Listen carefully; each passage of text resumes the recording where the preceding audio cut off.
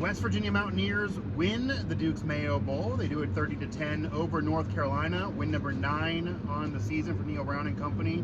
Mike Asti, Mitch Northam here with WVU Sports Now, our post-game edition on the field here at Bank of America Stadium. So Mitch, the Mountaineers were favored since this bowl game was announced, and they then became even more of a favorite with Drake May and Walker and company opting out of this game. So North Carolina was depleted, but the Mountaineers took care of business. They got a big victory. They get win number 9. They silenced the doubters and critics from the beginning of the season who thought this team would only win 3 or 4 games overall. What's your thoughts? What are your thoughts now about how West Virginia performed in this game? Because they won big, but it wasn't exactly perfect early on. It feels like a big signature win, something that, some of these bowl games, they have these funny names and they're not all that important. This one does. This one has a funny name. Yes, they it dump does. Mayonnaise. But this feels symbolic. Like you mentioned, sort of coming into this season, we thought Neil Brown was on the hot seat. We weren't sure what was going to happen, and they rattle off now 9 wins, which is really impressive. And you beat a North Carolina team that, frankly, in the Triangle in the ACC was expected to compete for an ACC title this year. 100%. Had a quarterback in Drake May who was going to go top 5 in the draft. Obviously, they underachieved. He didn't play tonight. It's really two opposite programs, despite entering this game with both 8 wins. WVU, the vibes are good. Everybody, you exceeded expectations. UNC, vibes were bad. Did not meet expectations. And that's sort of how the game went as Jaheim White and Garrett Green just ran all over this UNC defense, it felt like. Yeah, and of course you want, if you're a fan, to see the team just totally click, and they did squander some opportunities early on. Maybe this game could have been even further out of reach and could have been over and secured early on, and it was 17-10 for a while and even 14-10 before that. Kind of makes some fans nervous. Longtime West Virginia fans probably were nervous, but at the end of the day, they did what they had to do, and it even goes from play 1. I mean, they were ready to do that, not just game day. They were ready for that days leading up to the game. They knew they were going to try to go deep. Green to Ray. It clicks. They missed it a couple other times, but they tried to connect again before this game was over. But once you have that moment, this crowd excited, and then you see the result where somebody said this, and it wasn't myself, so I'll give credit where credit's due, that Neil Brown went from hot seat to Mayo seat. Yeah. I mean, I believe Reddit College Football actually is where the credit should go to that one. That's the funny tweet that kind of does symbolize this whole season for Neil Brown. Now, just in terms of the actual gameplay here before we get to overall season again and for the future, what did you see from the Mountaineer offense against this North Carolina defense, but even the reverse, the West Virginia defense against this North Carolina offense, because 7 sacks, a lot on the pass rush, and there were some moments throughout the season where West Virginia missed some tackles, had their issues defensively. They brought it in this game. Yeah, and I mean, just to start with West Virginia's offense, I mean, UNC's defense has kind of been their Achilles heel all season. Right. They get into a shootout with Miami. They lose to Virginia, who is not a good football team. And, so they've kind of just had all these defensive problems all season. And now with the opt-outs and the portal and everything else, they're even more depleted. They just never got it together defensively this season. And credit to West Virginia for taking advantage of that. Like I mentioned before, with Garrett and Jaheim just running all over these guys. But also, like you mentioned, the defense stepped up big. Big interception there in the third quarter to kind of, as UNC starting to kind of gain some momentum out of the second half. Special teams stepped up big. You had that big punt return. So it was kind of all facets of the game, I thought, that West Virginia really dominated. And another thing West Virginia dominated, despite us being in North Carolina, this felt like a West Virginia home game. I mean, this place was packed. I think Garrett Green said it, not many programs, not many teams can say they have a home game on the road. And that was the case. This is North Carolina, even you're 6 hours away, but you're not in the state. Right, yeah. I mean, you're 2 hours from Chapel Hill. I mean, there's a lot of UNC fans that live right here in Charlotte. But I think it's that kind of example of, like, UNC season, they started 6-0. They finished 8-5 now. So it just kind of, the momentum petered out. Whereas West Same Virginia, as the year before, you too. sort of build all season, and fans are excited about a game like this to finish with a win, even if it is in the Duke's Mayo Bowl. Yeah, it's in the Duke's Mayo Bowl. It's not in the Orange Bowl, which the program's won before. But this is the second bowl win for Neil Brown at West Virginia. This is also getting off the snide of the guaranteed Great Bowl fiasco in Arizona, and then last year missing a bowl game altogether. And that right there shows you the difference of vibes. You miss a bowl game, coach is on the hot seat, program's over, it's going to take a decade to repair itself, they can't keep up with NIL, can't keep up with the transfer portal, and not only do they get 9 wins, win a bowl game, solid transfer class coming in, it looks like, and we would be remiss if we didn't mention they get a transfer portal consensus All-American. Like, that's not even happened that often around the country. That is a pure transfer portal. Beanie Bishop, 3 schools in his college career, did not go to West Virginia, went to Minnesota a couple years ago, then comes to West Virginia this past season, ends up as a consensus All-American.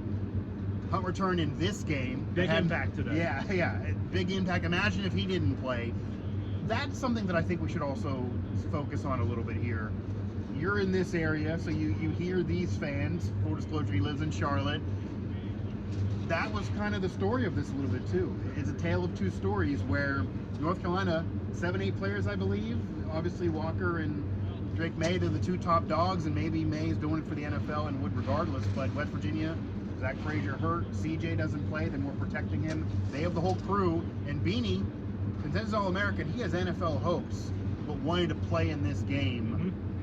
How much was that a factor for you, and how much do you think that even impacted North Carolina? Because that might, maybe some could argue, their media was talking about that maybe is why these fans did not show up to this game. If the players aren't going to show up, why should I care about it? I think it's that thing we talked about before, just vibes. Like, when your season kind of, flames out the way it did, when you start out with 6 wins and then you finish 8-5, so it's 2-5 down the stretch. Like, it's just no good. And if you're a North Carolina player and you're like, all right, well, Drake and Tez aren't going to play, so what am I going to play for? If you're a transfer, or if you're like them, if you're like a Drake or a Tez and you have NFL hopes, it's like, what are we playing for? We thought we were going to be in the college football playoff. We thought we were going to be compete for an ACC title like we did last year. That's the last time North Carolina was here. Actually, that's not true. They played South Carolina in the opener here.